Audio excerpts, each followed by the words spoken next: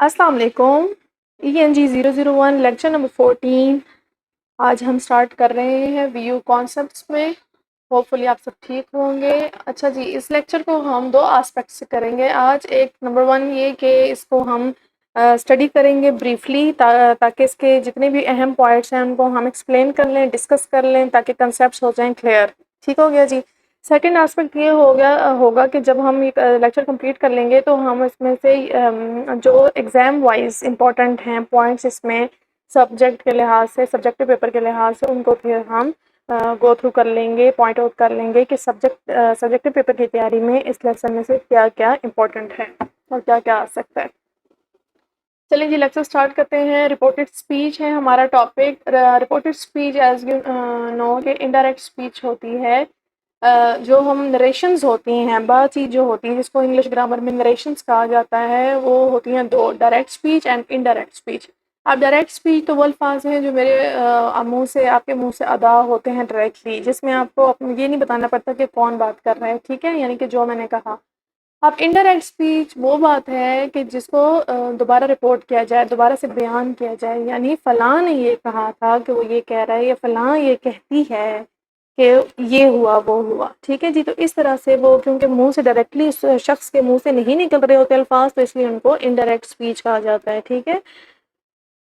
Indirect speech also, اب اس میں جتنے اہم پوائنٹس ہیں پورے لیسنس میں وہ میں نے ہائی لائٹ کیے ہیں. مین جو پوائنٹ ہے یہاں پہ ڈیفینیشن وہ یلو میں نے ہائی لائٹ کیا ہے. Indirect speech also refer to as reported speech refers to a sentence reporting what someone has said. It is almost always used in spoken English. ٹھیک ہے جی. یعنی کہ انڈائریکٹ اسپیچ کو کیا کہا جاتا ہے, رپورٹڈ اسپیچ بھی کہا جاتا ہے. آبجیکٹو میں آ سکتی ہے, یہ پوائنٹ آ سکتا ہے جو کہ کسی شخص کے منہ سے کلیئرلی ڈائریکٹلی ادا ہونے الفاظ ہیں.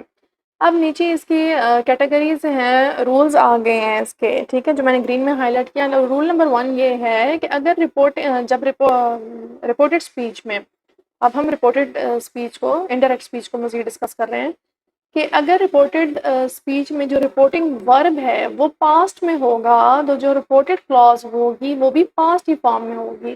اب اس رول کو ہم نیچے ایگزامپل سے سمجھتے ہیں کہ فار ایگزامپل دیکھیں یہاں پہ 3 ایگزامپل ہیں. اب تینوں میں دیکھیں یہاں پر جو فرسٹ پارٹ ہے سینٹینس کا جو کہ رپورٹنگ ہو رہی ہے وہ سیڈ لکھا ہوا ہے یہاں پہ, تھرڈ فارم لگی ہوئی ہے, سے سیڈ. ٹھیک ہے.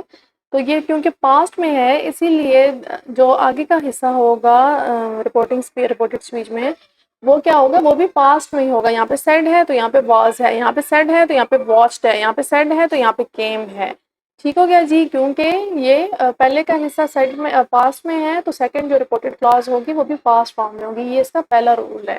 ٹھیک ہو گیا. اس کو لازمی مطلب لکھتے ہوئے خیال رکھا جائے گا اس کا. سیکنڈ رول یہ ہے کہ اگر سمپل پریزنٹ ٹینس میں, جیسے کہ یہاں پہ پہلا پریزنٹ ٹینس ہے ہمارے پاس ہی سیز, یا پاسٹ پرفیکٹ میں, یا شی ہیز سیڈ, یہ ہیز لگ گیا جی پاسٹ پرفیکٹ, یا فیوچر میں جملہ جب کہا ہو جگہ جیک ول سے, یہ ہیلپنگ ورب کی مدد سے اور ایس کے حساب سے ہمیں پتہ چل رہا ہے کہ یہ جملہ سمپل ٹینس, پریزنٹ پرفیکٹ اور فیوچر ٹینس میں استعمال ہوا ہے.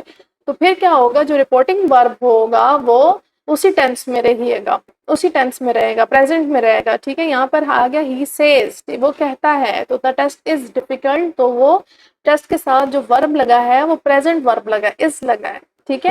یعنی کہ جو باہر کا جو رپورٹڈ اسپیچ کے باہر کا جو انیشیل ہوگا وہ جب پریزنٹ میں ہوگا تو باقی جملہ جو سیکنڈ کلاز ہوگی وہ بھی پریزنٹ میں ہوگی. جبکہ پہلے رول میں یہ تھا کہ جو اگر پہلی کلاز میں پاسٹ ورب لگے گا تو رپورٹڈ کلاز بھی پاسٹ ٹینس میں ہوگی. یہ دونوں اس کے بیسک رول ہیں جو گرامیٹیکل اکثر مسٹیکس انہی میں ہو جاتی ہیں جب بچے جو ہیں ورب کی فارمز وغیرہ کو یہاں پر گڑبڑ کر دیتے ہیں.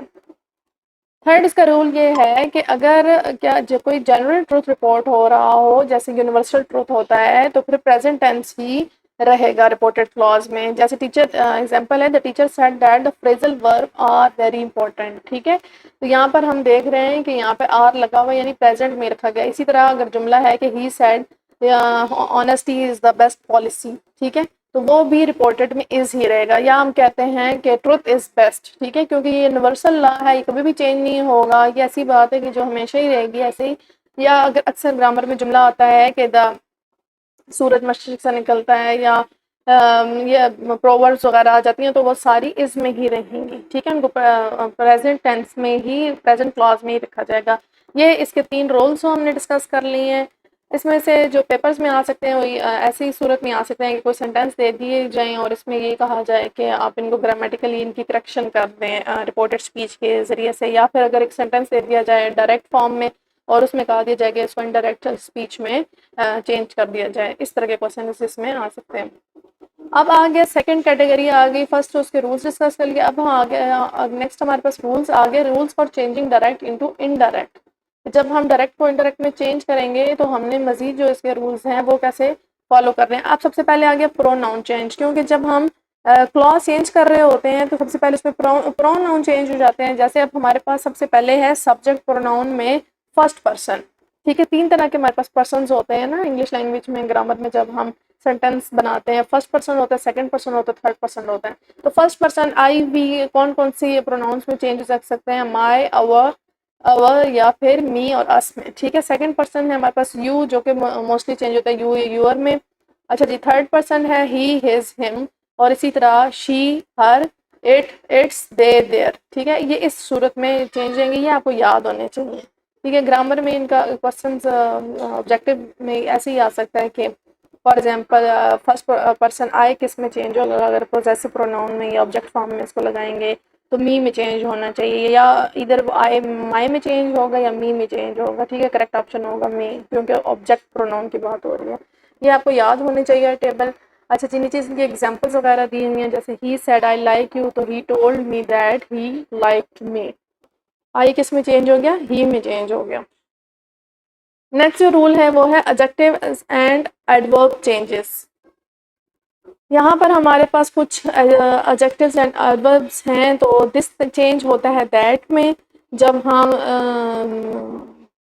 انڈائریکٹ اسپیچ میں جملے کو کنورٹ کرتے ہیں۔ دیز، دوز، ہیئر چینج ہوتا ہے دیئر میں، ناؤ چینج ہوتا ہے دین میں، ٹوڈے چینج ہو جاتا ہے دیٹ ڈے میں، اینڈ یسٹرڈے چینج ہو جاتا ہے پریسیڈنگ ڈے اور پریویس ڈے میں، اور ٹمارو اگر جملے میں آیا ہوگا تو اس کو نیکسٹ ڈے اور فالوئنگ ڈے میں چینج کر دیا جائے گا، ٹھیک ہو گیا جی۔ یہ بھی آبجیکٹیو میں اس میں سے زیادہ تر بلینکس کی صورت میں ہی آ سکتے ہیں۔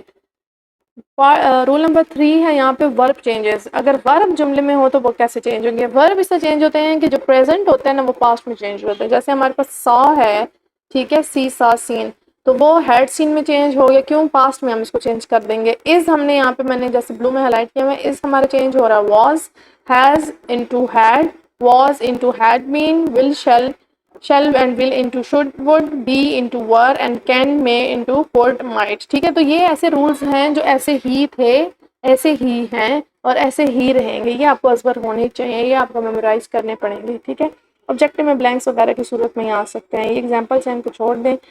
انڈائریکٹ کوشچنس، اچھا جی، اگر ہمارے پاس نریشنز میں کوشچنز آ جائیں، ٹھیک ہے، ڈائریکٹ اسپیچ میں کوشچن آ جائیں۔ اب کوشچن 2 طرح کے آ سکتے ہیں کوشچن کی فارم میں، اگر ہمارے پاس ڈائریکٹ اسپیچ آئے اور اس کو ہم نے انڈائریکٹ میں آپ سمجھیں کہ چینج کرنا ہے، تو اس میں کوشچن ہمارے پاس 2 طرح کے آ سکتے ہیں۔ ایک ہمارے پاس کوشچن کی کیٹیگری ہے یس نو، یعنی کوشچن جب آپ رپورٹڈ اسپیچ میں پڑھیں اور آپ کے پاس آپ نے آنسر لکھا ہو کہ اس کو انڈائریکٹ اسپیچ میں چینج کریں، تو آپ پہلے یہ دیکھیں کہ کیا ہے کوشچن یس نو میں اس کو آنسر کر سکتا ہوں۔ Do you want to come with me, اب اگر ایسا کوشچن ہو تو ہم اس کو یس یا نو میں ہی آنسر کریں گے۔ Do you want to come with me, do you believe in me, do you like me, do you need water, تو یس نو یس نو۔ اس صورت میں جو چینج آئے گا تو اس میں اف لگے گا انڈائریکٹ اسپیچ میں۔ شی asked me if I wanted to come with her, ٹھیک ہے جی۔ اس صورت میں کیا لگے گا؟ ورڈ لگے گا ہمارے پاس اف۔ اینڈ جو کوسچننگ سینٹینسز ہوتے ہیں ان میں دیٹ نہیں لگتا، جو پازیٹیو جملے ہوتے ہیں ان میں دیٹ لگتا ہے، لیکن یہاں پر ہمیں جوائن کرنے کے لیے دیٹ کی ضرورت سوالیہ جملوں میں اگر آ جائے آبجیکٹیو میں MCQs کی فارم میں آنسر ہوں تو دیٹ نہیں لگتا۔ اچھا جی، نیچے اب اگلا جو کوشچن ہے تو جو دوسرے کوشچن کی ٹائپ ہے وہ ہے وائی وار وین۔ اگر سوالیہ کوشچن ایسا آ جائے جس کی جواب ایکسپلین کرنے کی صورت میں دینا پڑتا ہے، یس یا نو کی فارم میں نہیں، تھوڑا سا جملے کی سینٹنس کی فارم میں دینا پڑتا ہے، تو آئے گا question where did you go last weekend, تو اس کا آنسر ہوگا اس میں یہی کوشچننگ ورڈ ریپیٹ ہوگا۔ اگر یہاں پر رپورٹڈ میں ڈائریکٹ اسپیچ میں ویئر ہے تو انڈائریکٹ میں بھی ویئر آئے گا، اگر ڈائریکٹ میں وائی ہے تو انڈائریکٹ میں بھی وائی آئے گا، اگر ول ہے تو وہ وڈ میں چینج ہوگا. چینجنگز ہم نے پہلے اس سے پچھلے میں پڑھ لی ہیں پیج پہ. ٹھیک ہو گیا جی. تو یہ دو طرح کے کوشچنز اس میں آ سکتے ہیں. نیکسٹ کیٹیگری آ گئی، رول آ گیا ہے ڈائریکٹ کمانڈس کا. اگر آپ کے ڈائریکٹ نریشن میں ڈائریکٹ اسپیچ میں کمانڈ آ گئی ہے، ٹھیک ہے، تو پھر اس کو جب ہم انڈائریکٹ میں چینج کریں گے تو ہم لگائیں گے آسک کا ورڈ. ٹھیک ہے، آسک لگ سکتا ہے کیٹیگری میں، اور جملے کی مناسبت سے لیٹ بھی لگ سکتا ہے. یہاں پہ ایگزامپل ہے، جیسے فار ایگزامپل اگر کہیں کہ mother ask me to, mother said give me water. ٹھیک ہے، تو اس میں ہم کہہ سکتے ہیں کہ mother ask me to that to give Hare water. ٹھیک ہے، اس سینٹینس اکارڈنگ جیسے گرامر ہے، جیسے سینٹینس کا اسٹرکچر ویسے ہی چینج ہو جائے گا. تو ایسے سینٹینس میں آپ نے پہلے غور کر لینا ہے اور پھر اس میں آسک یا لیٹ کا استعمال کرنا ہے. ڈیزائر اگر ہمارے پاس جملہ ایسا ہے جس میں تاثرات بیان کیے جا رہے ہیں، جذبات بیان کیے جا رہے ہیں، غم کے، غصے کے، تکلیف کے، خوشی کے، تو پھر ہم جب ان کا انڈائریکٹ اسپیچ لکھتے ہیں تو پھر ہم جملے کے ساتھ لکھتے ہیں دے ایکسکلیمڈ ود. اب یہاں پہ جوائے بھی آ سکتا ہے. اگر جوائے کا کیوں لگا یہاں پہ؟ کیونکہ یہاں پہ ہو رہا ہے نا، یہ تو خوشی کی جو فیلنگ دینے کے لیے. اور یہاں پر جوائے ایکسکلیم وتھ سورو بھی آ سکتا ہے، اور ونڈر بھی آ سکتا ہے، اور اس طرح کے جملے جو بھی سینٹینس ہوگا اس کی نیچر کے اکارڈنگ. ٹھیک ہے، یہاں پر پھر انڈائریکٹ اسپیچ کا جملہ دینے سے پہلے ہم یہ لگائیں گے، ورڈز لگائیں گے، اس کے بعد دیٹ آئے گا. یہ کافی ایگزامپلز ہیں، ایگزامپلس کو آپ دیکھ سکتے ہیں.